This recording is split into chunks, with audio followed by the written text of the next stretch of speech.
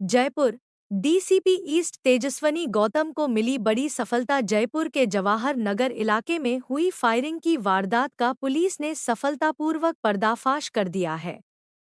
इस मामले में डीसीपी ईस्ट तेजस्वनी गौतम के नेतृत्व में पुलिस ने तेजी से कार्रवाई करते हुए फायरिंग करने वाले 5 बदमाशों को गिरफ्तार कर लिया है।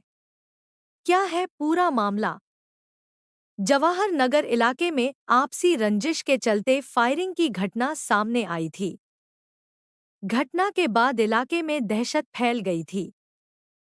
पुलिस ने तुरंत कार्रवाई करते हुए इलाके की घेराबंदी की और संदिग्धों की तलाश शुरू की।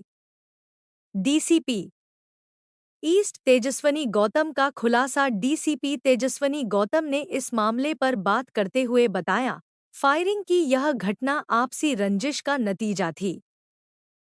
पुलिस ने सटीक सूचना के आधार पर 5 आरोपियों को गिरफ्तार किया है। इनके पास से अवैध हथियार भी बरामद किए गए हैं। आरोपियों से पूछताछ। जवाहर नगर थाना में आपको ध्यान होगा कि दिनांक 29/11 को अच्छा शुरू करूं। जवाहर नगर थाना में विगत कुछ दिनों पहले 29 तारीख की रात को मध्यरात्रि को एक हिस्ट्री शीटर के घर पे दूसरे बदमाशों द्वारा फायरिंग की घटना को अंजाम दिया था, जिसके बाद घटना की गंभीरता को देखकर सभी ऑफिसर्स जो है वो मौके पर पहुंचे थे। तुरंत कार्रवाई के लिए अलग अलग टीम्स बनाई गई थी और इसमें जो नामजद आरोपी थे वो भी हिस्ट्री शीटर्स हैं। गैंग इनकी आपस में रंजिश और गैंग वॉर पहले से चलती थी, जिसको लेकर इन लोगों ने हवाई फायर किया था, जिसके उपलक्ष्य में टीम ने काफ़ी अच्छे प्रयास करते हुए एसीपी आदर्श नगर, लक्ष्मी जी, एसएचओ जवाहर नगर, शेष नारायण जी, हमारी डीएसटी की पूरी टीम, हमारे डीएसटी इंचार्ज सरदार सिंह जी और सभी ने बहुत अच्छा इसमें काम करते हुए 5 आरोपियों को अभी तक इसमें गिरफ्तार कर लिया गया है। राकेश सैनी, कुंदन सिंह, गौतम सिंह शेखावत, अकरम उर्फ अक्की और नरेंद्र सिंह, ये पांचों जो हैं वो बदमाश प्रवृत्ति के लोग हैं। इनके ऊपर जो बीएनएस की नई धाराएं, जिसमें ऑर्गेनाइज्ड क्रिमिनल क्राइम के ऊपर जो गैंग के रूप में काम करते हैं, आर्म्स एक्ट की धाराओं में हमने जो है वो चार्जशीट पेश करेंगे और इसमें अभी जो 2 आरोपी बचे हुए हैं उनकी भी तलाश लगातार टीम कर रही है, जिनको भी जल्द गिरफ्तार किया जाएगा। क्या क्या बरामद हुआ है इसमें और उसकी वजह क्या रही थी फायरिंग के पीछे? ये जैसा कि मैंने आपको बताया कि ये दोनों ही जो गैंग्स हैं, राहुल नंदा जिसके घर पे फायर हुई है वो खुद भी एक हिस्ट्री शीटर है और इनकी और ये जो सामने वाले लोग हैं, इन दोनों की आपसी रंजिश की वजह से एक दूसरे को डराने के लिए या गैंग वॉर के उपलक्ष्य में इन्होंने हवाई फायर किया था और लगातार इनसे जो है वो हम लोग इनका पीछा कर रहे थे, फिर ये फरार हो गए थे और आगे जो इसमें जो भी इन्वॉल्व हैं उनके खिलाफ भी इफेक्टिव कार्रवाई करते हुए इनको भी जल्द गिरफ्तार किया जाएगा। और सिंपल एक ये है कि भाई कठिन से कठिन जो हमारी लीगल लॉज में जो सेक्शंस हैं उनके अंतर्गत इनको बुक किया जाएगा। ऑर्गेनाइज्ड क्रिमिनल्स के ऊपर, गैंग वॉर के ऊपर बिल्कुल जीरो टॉलरेंस है राज्य सरकार का भी और हमारे सीपी साहब के भी आदेश है, तो कतई इस तरीके की कोई भी घटना जो है कभी बर्दाश्त नहीं की जाएगी।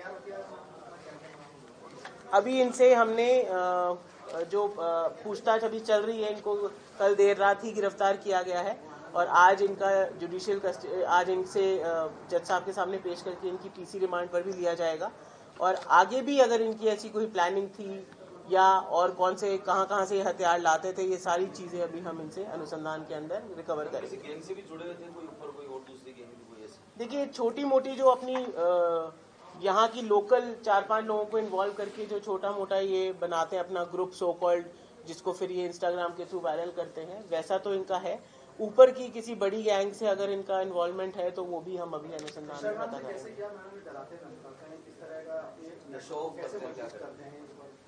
देखिए, मैं आपके माध्यम से युवाओं को जो आजकल सोशल मीडिया और इंस्टाग्राम पे काफ़ी एक्टिव हैं, उन सभी को ये मैसेज देना चाहती हूँ कि कई बार हम लोग वर्चुअल रियलिटी को रियल रियलिटी समझने की भूल कर लेते हैं और जिसकी वजह से कोई व्यक्ति अगर सोशल मीडिया पे हथियार लहराता हुआ या ऐसी कोई रील बनाता है जिसे कोई बहुत ही ज़्यादा लाइक मिल जाते हैं, तो आपको लगता है कि मेरी पॉपुलैरिटी बढ़ रही है।